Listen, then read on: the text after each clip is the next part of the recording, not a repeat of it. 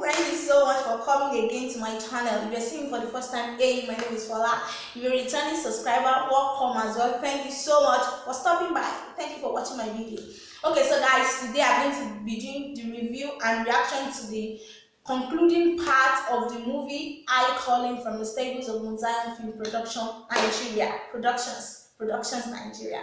Okay, so I'm going to just talk about like 4 lessons I learned and just summarize everything because my last video was a bit long, so I don't want this to be long at all because I said some of the things I'm going to talk about now, so I won't want it to just start repeating itself. Okay, so the first thing I'm going to talk about is when your ways pleases the Lord, it makes your enemy be at peace with you.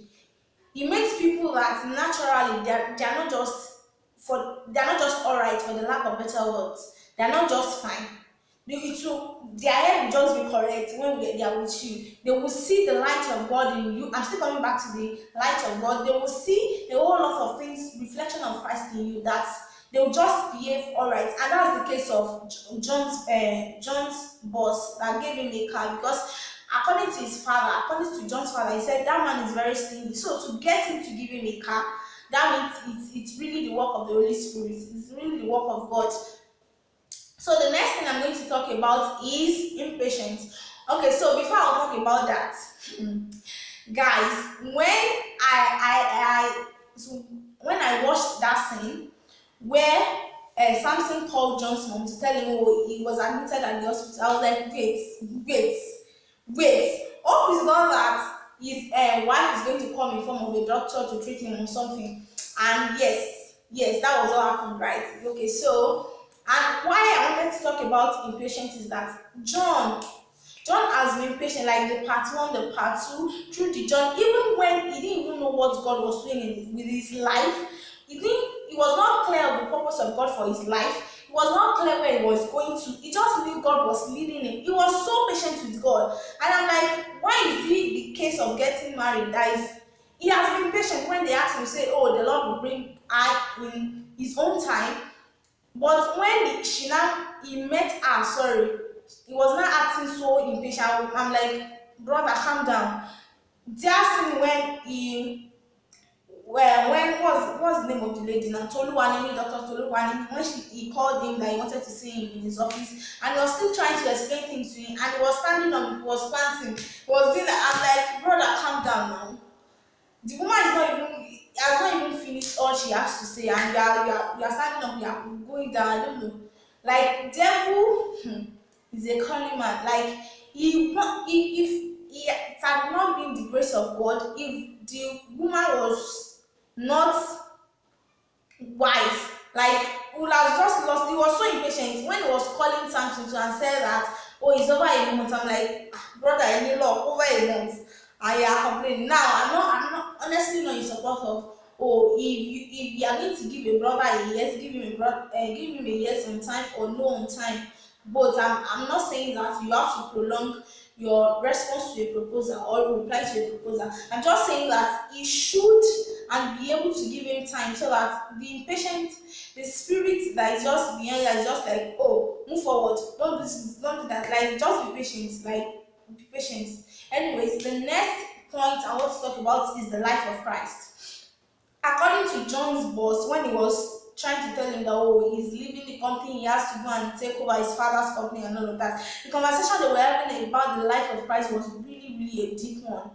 Now, life of Christ. Remember, I said it in my last review I did on this movie, that even Jenny, that's Edward's wife, could recognize that there was a reflection of the life of Christ in John. She didn't know him for quite a while, except from hearing of him from her husband, right? But she could tell that she was living the life of Christ. Like, that's how our life should be as a believer. We must reflect the life of Christ. Cannot just say, oh, I'm a believer by chance. Can someone stay with you for a week and just know that, oh, this person, oh, is a believer, she's a believer, she's living a life of Christ? We can see the image of Christ person. We can see the person of the Holy Spirit. We can see the life of Christ in you. So that's one other thing this movie taught me. Like, there's a reflection of Christ in his life, and that really helped him. Okay, so the next point I'm going to talk about is waiting on the Lord, and I'm going to link it with there's a place of preparation to wait on the Lord. Okay, so why now let me explain what I mean by that. Throughout when John was in the university with his brother Edward, when he finished with third class, when his parents sent him out, I mean, they literally sent him out from home, when they did a whole lot of things, that's the place of preparation, that's a journey of preparation. So for you to wait on God, there must be a preparation. You must be working on something. You are waiting on the Lord. That means that even before you get to where you are going to, there's a series of process you've gone through. Imagine if John had a first class. Maybe his parents would have even succeeded in pushing. Even I'm sure he might not even think about it to pray whether to stay in Nigeria or not. Maybe that was part of the plan. That was why God intentionally gave him a third class, so that you won't think that because I had a first class, I will just automatically go to the US. So I think that was part of the plan. There is a Once we have to wait on God, there is always a place of preparation in waiting for the Lord.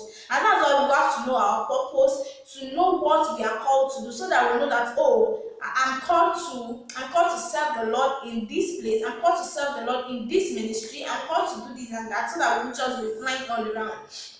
I see people, youth these days, that they actually don't stay within their niche. They don't stay within their boundaries. They will do it. If this one should come, they will do it. What are you really working on? What are you working on? There are some things that if you know your ministry, if you know your purpose, if you know what God has installed for you, you will not just be jumping around because you just know that, oh, this one, it doesn't have to do with my calling. It's not because we have the same end goal. The same end goal is to preach the gospel of Christ to every creature, right? To preach the gospel of Christ to every creature. But you have a particular place you have to serve the Lord. And before you wait on God for, maybe He has to give you a job, He has to, what is it called? He has to provide a wife for you, He has to do this and that. There is always a place of waiting and a process, preparation, doing something for the Lord, being busy, so that when you eventually get there, the experiences you've gathered over time will be used. Imagine if John had not been sent away in quotes to go and work in another person's company. The experience he actually had gathered from that place would be so, because at that place he was so dependent on himself. It was not that was it is it dependent no or independent on anybody, whatever the case may be. He's just standing on his own, right, in that other man's company. But when he came to his father, you know that, okay, now that they are giving him the, what is it called, the position of the new deputy managing director, he knows that he can handle that place because he has been in leadership position. The office he was coming from, he has a whole wide of experiences and the knowledge that he can learn from, right? So there's a waiting period in our lives, but at the same time, during that waiting period, there is a place of preparation, there's a place of process. And on a final note, I will say this: we as a believer, as a human being, as a person, we need to trust the process. Like, that's so important. Trust the process, it will pay off eventually. See, now you might not even know where that journey is going to lead you, but just be confident, have confidence in God, have confidence in the name of the Lord, that, oh, He has started with me somewhere, He's going to take me somewhere, and I know I'm going to be happy because He's actually working in my favor. All those things are actually working in my favor. So with these guys, I've come to the end of the movie review. I'll see you very, very soon in my movie review. Any movie that drops, I'm going to see you very, very soon. And let me say this quickly before I leave. I'll be doing movie reviews once I watch the movie, like once they drop the movie and I watch it and do. So regardless, that doesn't mean that I won't be dropping my video every Saturday. So I drop a video every Saturday in the evening, and so that doesn't disturb any other movie reviews that will drop in. Okay, so please, if you like this video, do well to subscribe to my video. I said my video, sorry. Do well to subscribe to my channel, watch my other videos. I will link them down below in the description box. Please like this video, thumbs up if you enjoy it, share with your friends and family, and please, I want to see your comments down in the comment section. Please just say something, and I'll be glad if you can suggest any topic for me to talk about. Yes, any topic for me to talk about, and I'll see you very soon in my next video. Don't forget, stay in God. God bless you.